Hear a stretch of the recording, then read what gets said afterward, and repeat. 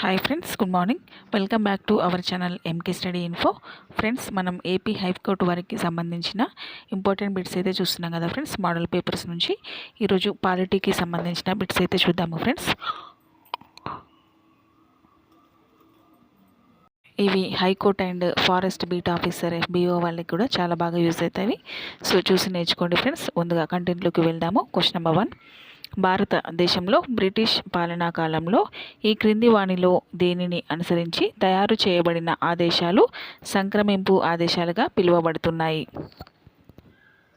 Answer is option 4, భారత ప్రభుత్వ చట్టం 1919. Question number 2. 1935 చట్టం ద్వారా నెలకొల్పబడిన సమాఖ్యలో అవశిష్ట అధికారాలు ఈ క్రింది వారిలో ఎవరికి ఇవ్వబడింది? Answer is option 1, governor general. Friends, ఇవన్నీ కూడా మోడల్ పేపర్స్ నుంచి మీకు అందిస్తున్న బిట్సే. సో చూసి నేర్చుకోండి ఫ్రెండ్స్. అలాగే మన ఛానల్ని సబ్స్క్రైబ్ చేసుకోండి, వీడియోని లైక్ చేయడం మర్చిపోవద్దు. Next question. ఈ క్రింది వాణిలో సరికాని జత ఏది అని అడుగుతున్నాడు. దీనికి ఆన్సర్ వచ్చేసి ఆప్షన్ 4 అనేది సరైనది కాదు. 1, 2, 3 సరైనవి. అవేంటో చూద్దాము. 1 వచ్చేసి భారత కౌన్సిల్ చట్టం 1909, బాధ్యతాయుత ప్రభుత్వము. సెకండ్ 1 భారత ప్రభుత్వ చట్టం 1919, ప్రావిన్స్ల స్వయం ప్రతిపత్తి. థర్డ్ 1 భారత ప్రభుత్వ చట్టం 1935, రాష్ట్రాలలో ద్వంద్వ పాలన. Next question number 4. భారత ప్రభుత్వ చట్టం 1935 యొక్క ముఖ్యమైన లక్షణాలు ఏవి అని అడుగుతున్నాడు. దీనికి ఆన్సర్ వచ్చేసి ఆప్షన్ 3 అనేది ABCDలు 3 కూడా సరైనవే. ఆప్షన్ ఏ భారత మండలి రద్దు, బి కేంద్రంలో ద్వంద్వపాలన, రాష్ట్రాల్లో ద్వంద్వపాలన, ఫెడరల్ కోర్టు ఏర్పాటు అనేది భారత ప్రభుత్వ చట్టం 1935 యొక్క ముఖ్యమైన లక్షణాలు. Next question number 5.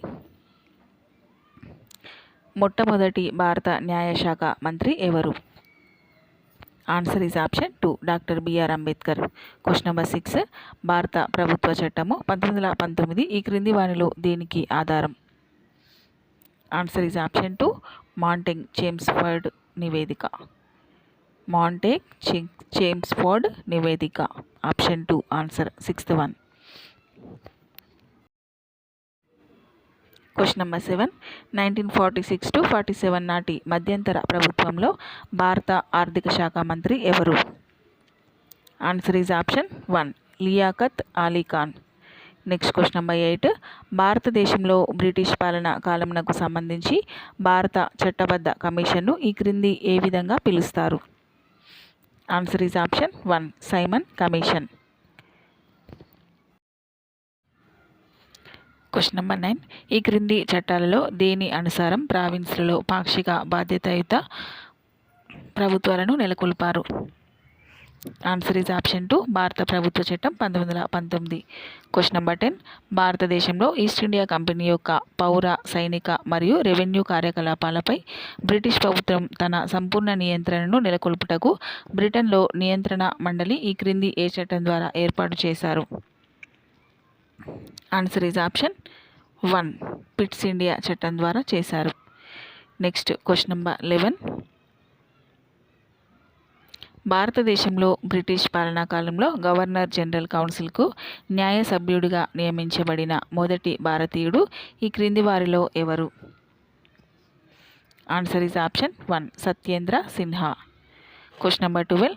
భారతదేశంలో బ్రిటిష్ పాలనకు పునాది వేసింది ఈ క్రింది ఏ చట్టం?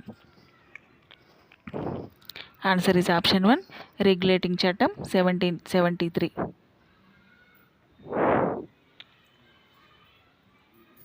Next question number 13. ఈ క్రింది వాటిని జతపరచండి అని అడుగుతున్నాడు. దీనికి ఆన్సర్ వచ్చేసి ఆప్షన్ 2, 1. సమాఖ్య ప్రభుత్వ వ్యవస్థ వచ్చేసి భారత ప్రభుత్వ చట్టం 1935, ప్రావిన్స్ ప్రభుత్వంలో ద్వంద్వ పాలన వచ్చేసి సి మాంటెగ్ చేమ్స్ఫర్డ్ సంస్కరణలు 1999, దృఢ కేంద్రీకరణ ఏ మింటో మార్లే సంస్కరణలు 1909, మత ప్రాతినిధ్యం భారత కౌన్సిల్ చట్టం 1861. ఆప్షన్ 2 సరైనది. Question number 14.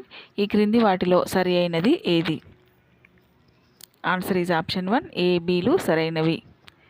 రెండు కూడా సరైనవే ఫ్రెండ్స్. భారత ప్రభుత్వ చట్టం 1919 ద్వారా భారత శాసన వ్యవస్థకు అధిక ప్రాతినిధ్యాన్ని కల్పించబడింది మరియు మొదటిసారిగా ద్విసభను ఏర్పాటు చేశారు.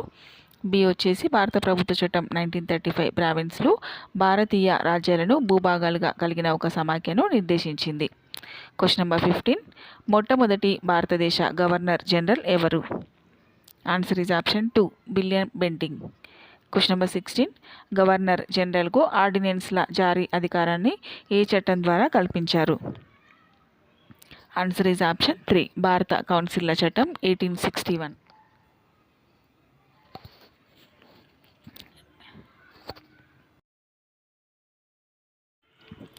Question number 17.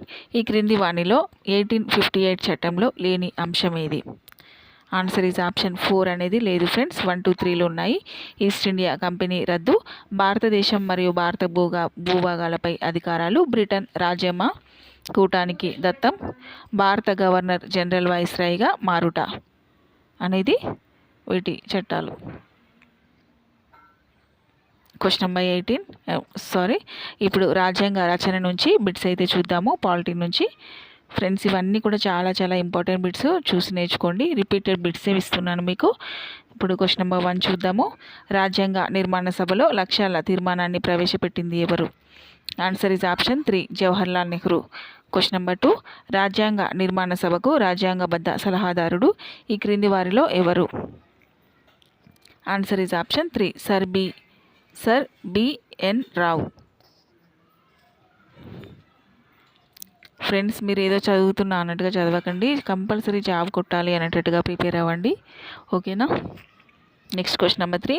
భారత రాజ్యాంగంలోని నిబంధనల్లో ఈ క్రింది వాటిలో ఏవి నవంబర్ 26, 1946 నుండి తక్షణం అమల్లోకి తేబడినవి?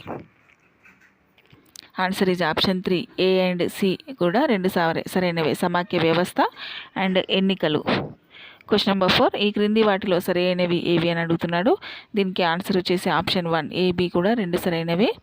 హెచ్సి ముఖర్జీ రాజ్యాంగ నిర్మాణ సభ యొక్క ఉపాధ్యక్షుడిగా ఎన్నుకోబడ్డారు. డాక్టర్ సచ్చిదానంద సిన్హా రాజ్యాంగ నిర్మాణ సభ యొక్క తాత్కాలిక అధ్యక్షుడిగా ఎన్నుకోబడ్డారు. Question number 5.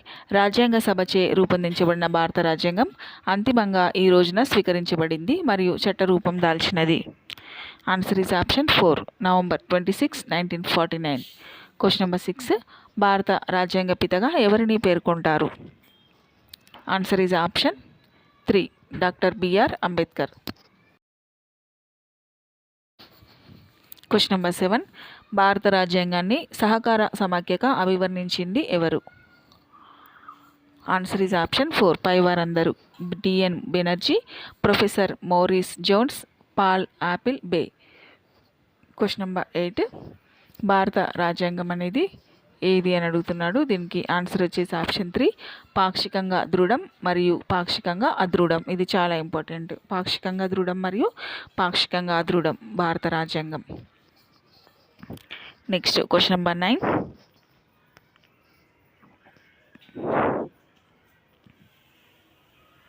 ఈ క్రింది వాటిని జతపరచండి అని అడుగుతున్నాడు. దీనికి ఆన్సర్ 1 అనేది సరైనది.